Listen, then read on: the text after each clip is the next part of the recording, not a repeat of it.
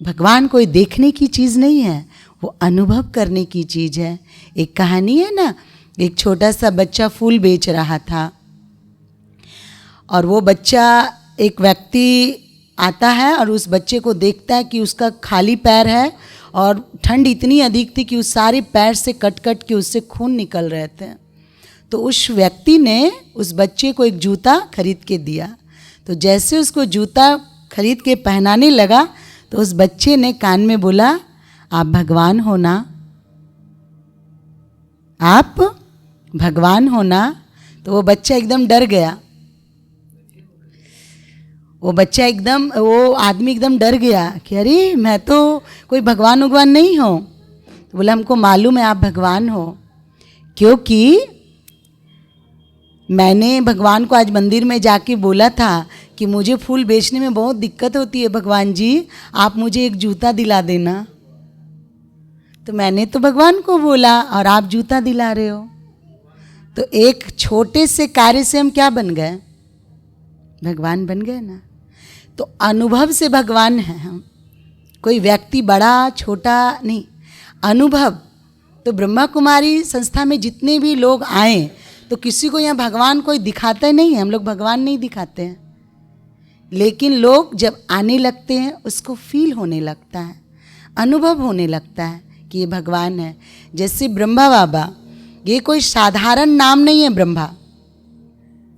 ब्रह्मा सृष्टि के पिता, सृष्टि की स्थापना ब्रह्मा के द्वारा हुई, सृष्टि की स्थापना ब्रह्मा के द्वारा। वो ब्रह्मा बना कैसे? ब्रह्मा बाबा की कहानी एक शिव कुमार भाई हैं, वो अपने अनुभव में सुनाए हैं कि वो यज्ञ में आए ब्रह्मा बाबा के पास। तो बाबा ने उनको बहुत प्यार वार दिए, उनको समझाए, उनको अच्छा लगा। तो वो बाबा के पास ही थे। तो बाबा किचन में, ब्रह्मा बाबा जो माता रोटी बना रही थी, तो उस रसोई में वो बाबा वहाँ खड़े थे, क्योंकि बाबा सभी को दृष्टि देते थे, प्यार देते थे। तो बाबा सभी जगह जाते थे, तो वहाँ खड़े थे। तो बाबा ने उसी समय शिव कुमार भाई वहाँ पे आए। तो बाबा ने कहा कि बच्चे रोटी बनाने सीखोगे? तो बाबा ने कहा रोटी बनाने सीखोगे? तो उन्होंने कहा जी बाबा। तो बाबा उनको रोटी बनाने सिखाएं, शिव कुमार भाई जी को। तो जब वो रोटी बनाने एक बार, दो बार, तीन बार में जब वो रोटी बना दिए, तो बाबा उनको 3-4 रोटियां और बनाने दिए और बाबा बाहर चले गए। बाबा बाहर में झूला थी, तो झूला में जाकर बैठ गए। और जब वो भाई शिव कुमार भाई बताते हैं अपने अनुभव में कि वो रोटी बना के और जब निकले तो देखे बाबा झूला में झूल रहा है, तो उनको अच्छा लगा। इधर तो बहुत अच्छा लगा उनको झूला में झूलते हुए।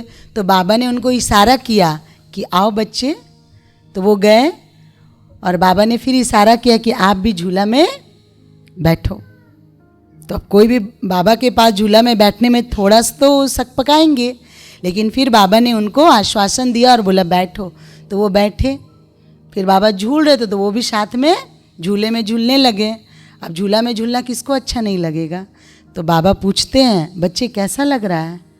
तो कहें बाबा बहुत अच्छा लग रहा है। तो बाबा ने कहा कि जो बच्चे आज्ञाकारी होते हैं ना, बाबा उसको झूले में झुलाते हैं। उन्होंने आज्ञा मानी ना। बाबा ने कहा कोई भाई को रोटी बनाने कहेंगे तो बनाएंगे नहीं ना, वो कहेंगे हम क्यों सीखेंगे, हमारा क्या मतलब है। लेकिन उनको ये पता था कि कोई ब्रह्मा, साधारण ब्रह्मा बाबा नहीं है। तो उन्होंने हाँ कहा, वो बाने। तो बाबा झूला झुलाया। फिर दूसरी कहानी में वो कहते हैं कि बाबा के पास बहुत बड़ा अपना बगीचा था। तो बाबा बगीचे में खड़े थे और शिव कुमार भाई कहीं से आए, तो वो देखे बाबा को बगीचे में, तो वो भी वहाँ गए। और बाबा का बगीचा बहुत खूबसूरत था, उसमें बहुत वैरायटी प्रकार के फ्रूट्स लगे हुए थे, बहुत सुंदर सुंदर फल लगे हुए थे। और बाबा ने क्या किया कि उस शिव कुमार भाई को बोले, उनको खूब भरपूर किए कि तुम यज्ञ रक्षक हो, तुम बहुत अच्छे बच्चे हो। और बाबा उनको एकदम अच्छे शब्दों से भरपूर कर दिए। फिर कहा बच्चे इस बगान में पानी डालोगे? तो बोला जी बाबा क्यों नहीं। फिर बाबा उनको बोले ठीक है बच्चे पानी डाल दो। तो वो शिव कुमार भाई को वहाँ पे चापानल लगी हुई थी उस समय, और वो चापानल से पानी निकाल के सभी पेड़ में पानी डालने लगे और बाबा वहाँ से चले गए और बाबा वहाँ ज्ञान सुनाने लगे।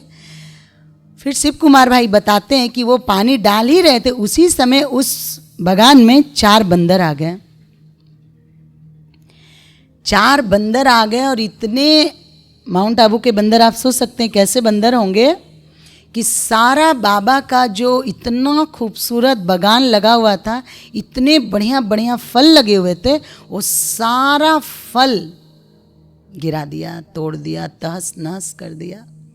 ये बहुत मेहनत करके शिव कुमार भाई बहुत चोट उट भी लगा के और किसी तरह करके उन 4 बंदरों को तो भगा दिए, लेकिन बाबा के यज्ञ का नुकसान होने से बचा नहीं पाए।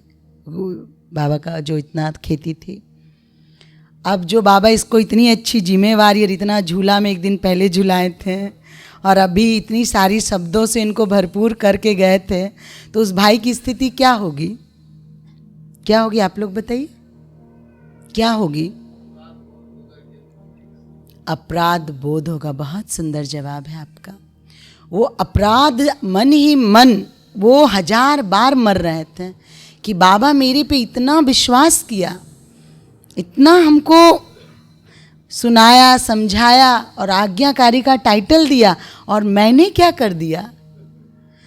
और फिर वो किस भारी मन से वो बाबा के पास गए होंगे। एक तो जाना नहीं चाह रहे होंगे, उनके पाँव नहीं साथ दे रहे थे। फिर जब वो गए तो देखे बाबा बहुत बड़ी सभा में ज्ञान सुना रहे हैं, बहुत सारे बच्चे बैठे हैं और बाबा वहाँ सुना रहे हैं। अब बाबा उस बच्चे को जैसे देखे तो बाबा उसको फिर कहने लगे, आ जाओ यज्ञ रक्षक, आ जाओ ईमानदार, आज्ञाकारी, आ जाओ मेरे सपूत, मेरे लाल।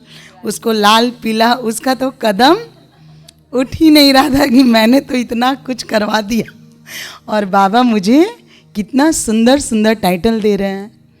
फिर वो जैसे तैसे कदम बढ़ा बढ़ा के आए, और जब वो आए तो वो भी जब इतना वो बोल चुके थे तब वो रोते, इससे अच्छा वो बोल दिए, बाबा 4 बंदर आपका पूरा तहस नहस कर दिया, मैं कुछ नहीं कर पाया।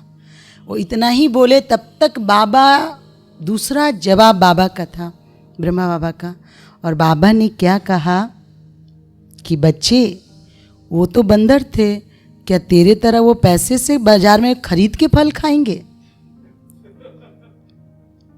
देखो बाबा कोई ब्रह्मा साधारण बाबा नहीं थे।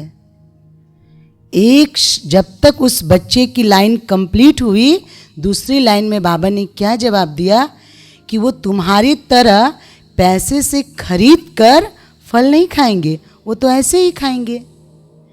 बाबा को इतना भी उस बच्चे पे क्रोध नहीं आया।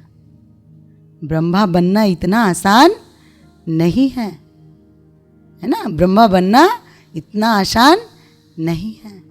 ब्रह्मा बाबा अपनी छोटे छोटे कार्यों से सिद्ध किया, तब तो उन्हीं के लिए कहा कि ये भगवान जो ब्रह्मा बाबा है ये खुदा नहीं है, आदम खुदा नहीं है, लेकिन खुदा के नूर से भी जुदा नहीं है। ये कभी भी हमेशा इतना इनका पुरुषार्थ रहा ब्रह्मा बाबा का, ये एक एक बच्चों पे मेहनत किए, एक एक बच्चों पे मेहनत किए ब्रह्मा बाबा ने, और सभी को संपन्न बनाया। वो सिर्फ बने नहीं, औरों को बनाए भी। अब वो शिव कुमार भाई जो सेंटर बस ऐसे आए थे, वो बाबा का इतना उदार दिल देखकर क्या किए पता है? वो कभी भी इस यज्ञ से जा नहीं सके। वो वही हमेशा के लिए जीवन यज्ञ में दिए। यज्ञ का महत्व उनको किनके द्वारा समझ में आया? ब्रह्मा बाबा के द्वारा। भगवान हमारे द्वारा प्रत्यक्ष होंगे, हमारे अच्छे कर्मों द्वारा।